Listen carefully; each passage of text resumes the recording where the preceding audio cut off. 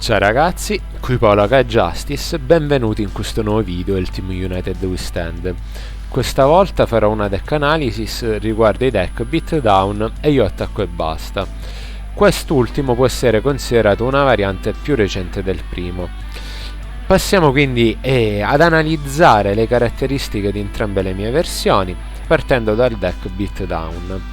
In questo caso utilizzo una sola copia di Jinzo, perché data la limitazione della banned list Niagara possiamo utilizzare solo una copia.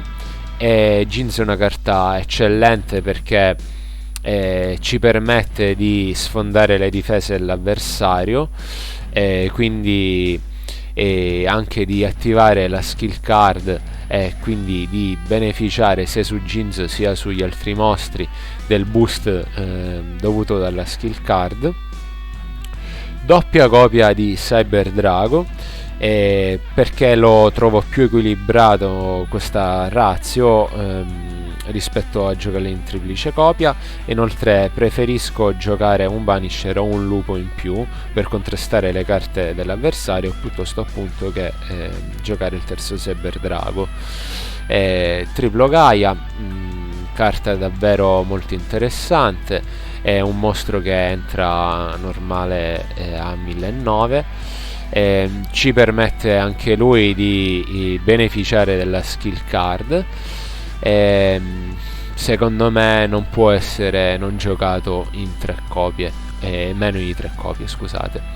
Poi doppio lupo da guerra, utile per contrastare insomma le carte trap dell'avversario che hanno il timing della battle phase, quindi ad esempio rovine diffuse, wall, eccetera eccetera.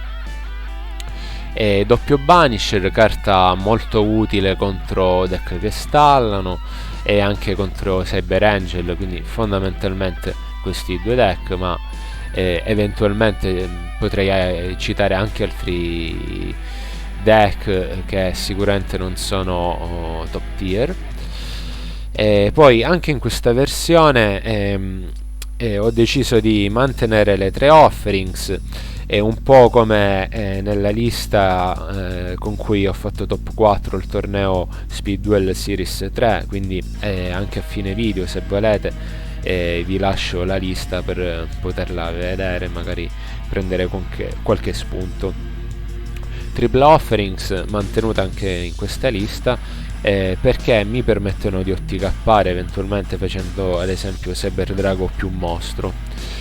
Poi triplo book, è una carta versatilissima, sicuramente più sinergica in questo deck rispetto a Breaker e a DD Warrior Lady.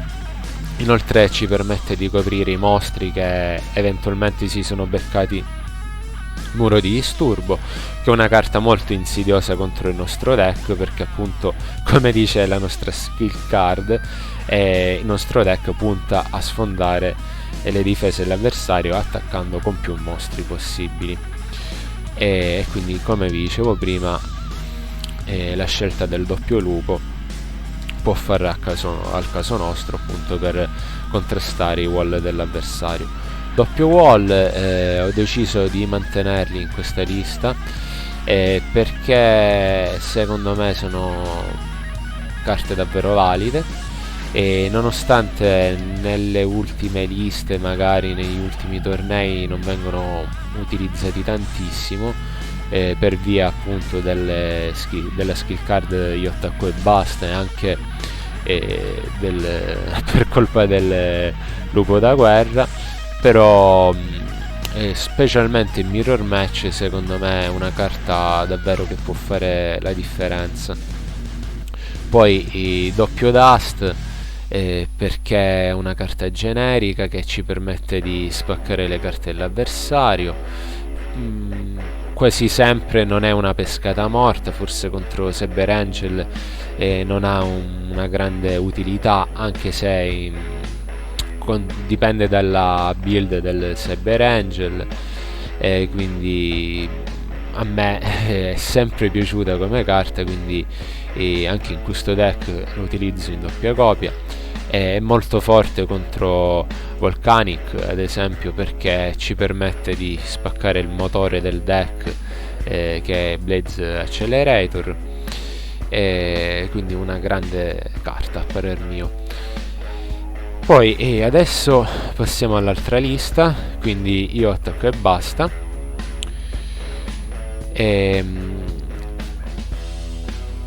Che dire, in io attacco e basta utilizzo 3 Cyber Draghi per renderlo più offensivo. Inoltre, dato che non gioco né Jeans né Gaia, ci aiuta parecchio contro Floodgate Trap Wall. Triplo Jirei Gumo al posto di Gaia, perché sostanzialmente Gaia con l'utilizzo della skill card diventerebbe un mostro con 2000 in attacco, invece Jirei Gumo salirà ben a 2300 in attacco, quindi va sopra a tanti mostri, ma il lato negativo che dobbiamo lanciare la moneta quando questa carta appunto dichiara l'attacco, quindi ci lascia in balia della sorte, ed è un'arma a doppio taglio. Poi doppio Drilleroid e doppio Banisher. Sicuramente Drilleroid preferito al lupo, perché fondamentalmente la skill card già ci protegge una volta per turno dalle trappole dell'avversario attivate in Battle Phase, e Banisher anche in questo caso lo utilizzo per gli stessi motivi di prima. Non gioco Jinzo in questa build per dar posto a Zoma, che a parer mio è una grande risorsa. Gioco tripla Offerings, e anche in questo caso per OTK'are, ad esempio facendo Saber Drago più Jirei Gumo o Zoma.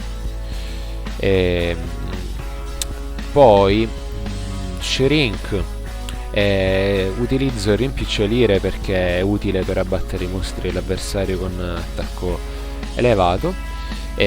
Book, ho già spiegato i motivi per i quali lo gioco. Poi doppia rovina diffusa, fondamentalmente perché è un'ulteriore difesa che ci permette di proteggere e difendere i nostri mostri. E non gioco infine Dust Tornado perché a parer mio in questo deck potrebbe essere una pescata morta a game 1, e quindi fondamentalmente se ne può fare a meno a game 1. Quindi concludo dicendo che senza ombra di dubbio sono due deck forti. I'm Just Gonna Attack, diciamo, possiamo attivarla sempre, mentre Beatdown no, ma di contro ci darà un boost offensivo maggiore. Quindi questo è il mio punto di vista, ma ovviamente fateci sapere voi cosa ne pensate di questi deck, soprattutto delle mie versioni, che alla fine sono fondamentalmente pareri e gusti soggettivi. Fateci sapere quindi cosa ne pensate, quale preferite, eventualmente quali cambi vorreste fare rispetto alle mie. Se il video vi è piaciuto condividetelo, non fate le merde. Se il video non vi è piaciuto mettete dislike, insomma fate un pochino come cazzo vi pare. Grazie per la visione, a presto, ciao.